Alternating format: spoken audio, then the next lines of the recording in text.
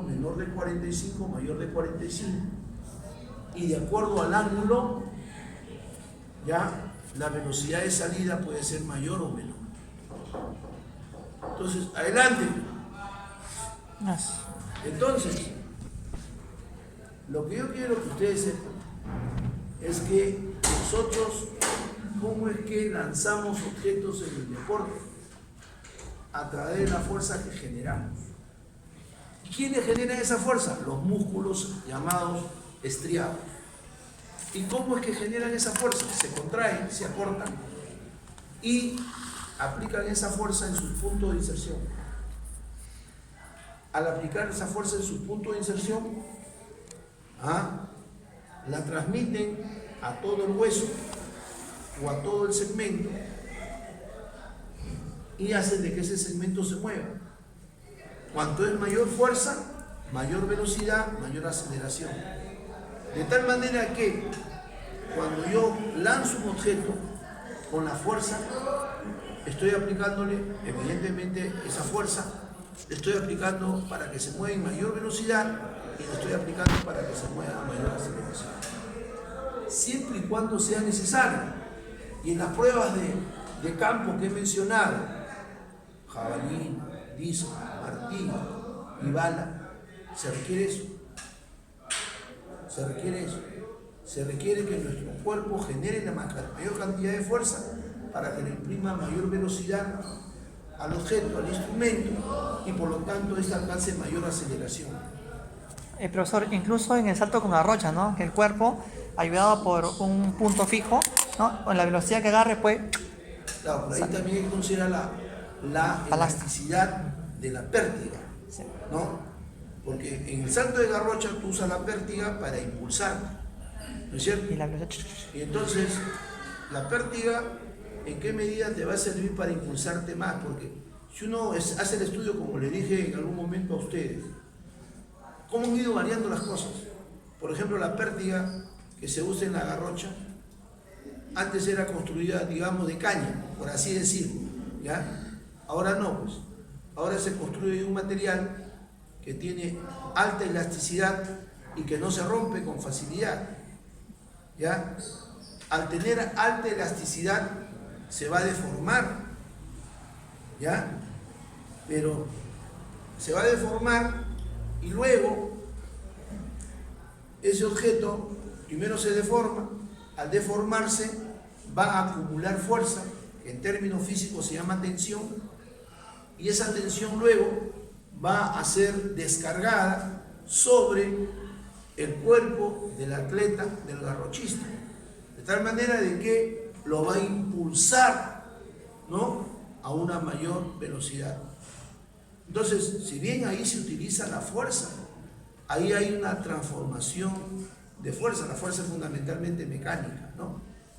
Entonces, viene corriendo, evidentemente que viene corriendo, ustedes saben eso, ¿no? Clava la garrocha, la pértiga, y luego, ¿no?, de acuerdo a la técnica que tenga, se impulsa, agarra a determinada altura y, si puede, traspasa la varilla sin que la bote, ¿no es cierto?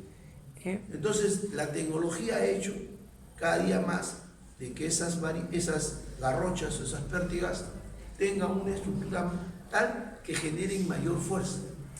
Profesor, y en gimnasia artística, donde nuestro propio cuerpo va a hacer, ¿no? Tiene que agarrar una velocidad de tal manera que podamos hacer 3 vueltas o 2 vueltas, ¿no?, en el aire y luego caer. De acuerdo. O sea, ya eso va a ser, pues, las variantes que hay, ¿no es cierto?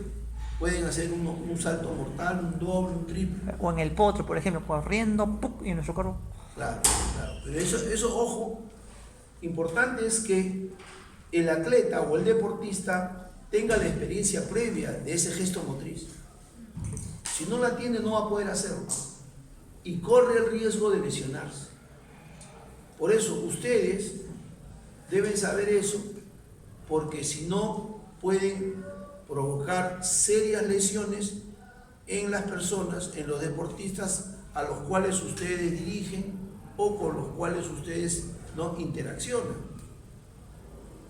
Si ustedes no conocen bien la técnica, ¿no? Entonces podrían eventualmente estar enseñando mal la técnica, y esa técnica mal enseñada, repito, podría generar algún tipo de alteración, algún tipo de lesión en el deportista.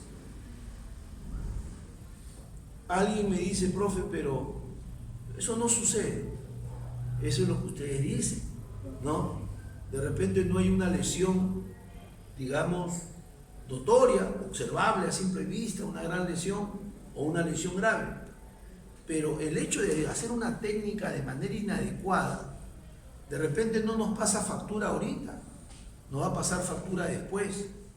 Sea durante la práctica de ese u otro deporte, o sea ya en el momento en que nos hemos alejado del deporte, ya tenemos más edad, entonces las personas comienzan a sufrir, ¿no?, afecciones, enfermedades causadas probablemente por una mala ejecución de una técnica. Entonces a veces hay que remontarse a ese aspecto, ¿no? Por eso en medicina siempre se hace lo que se llama una anamnesis. Se interroga al paciente y se le hace una serie de preguntas para tratar de explicar el porqué de la lesión que presenta la persona. Si ustedes entonces quieren evitar que eso suceda ahora, mañana o mucho más tarde, tienen que tratar siempre de aplicar técnicas de manera adecuada. ¿Y cuándo aplican ustedes técnicas de maneras adecuadas, o cuándo las enseñan, o cuándo las dirigen? Cuando ustedes saben la técnica. El problema es no saberla. El problema es creer que uno lo sabe y realmente no lo sabe. Ese es un problema serio. ¿Ah? Que de repente dicen, no, pero no pasa nada. No va a pasar nada. No pasa nada. Ahorita no pasa nada. Ahorita. Después puede pasar. ¿No? ¿Por qué? Porque todas esas malas técnicas van a generar lo que se llama un trauma o un microtrauma acumulado. Un microtrauma acumulado, ¿cómo es? Ustedes o el deportista ejecuta una mala técnica, ya está a punto de tener una lesión seria, pero felizmente no la tiene, pero algo hubo ahí de que el deportista dice, caramba, no me sentí muy bien. Eso puede haber sido, por ejemplo, un sobreestiramiento, una sobrecontracción, ¿no?, un movimiento brusco, sostenido, etc. Eso queda ahí. No causa manifestación clínica. Entonces, en medicina se dice que es un problema sin manifestaciones clínicas o es un problema subclínico en ese momento. Pero ese deportista continúa pues haciendo su actividad y se le van a presentar nuevos eventos de la misma o de mayor magnitud, y como él tiene una buena recuperación, se recupera rápidamente. Pero eso queda ahí, se va sumando, y va a llegar un momento en el cual un movimiento aparentemente inofensivo genera ya manifestaciones clínicas. Es lo que nosotros llamamos la gota que rebalsa el vaso. En otras palabras, el vaso se ha ido llenando gota a gota. Cada gota significa un incidente o un evento, pero que no dio manifestaciones clínicas. El deportista continuó su vida normal. Entonces se va llenando hasta el tope. Y basta una gotita, por más pequeña que sea, para que el vaso se rebalse. Cuando el vaso se rebalsa, ahí aparecen las manifestaciones clínicas. Por eso algunos le llaman el síndrome del trauma acumulado. El síndrome del trauma acumulado o del microtrauma acumulado, que no dio manifestaciones clínicas en un momento, pero que pasado cierto tiempo o de repente cuando ya somos viejos, recién ahí nos pasa la factura. ¿Y qué se debe hacer, profesor, si en el momento no sientes dolor o algo? ¿Tú qué vas a hacer?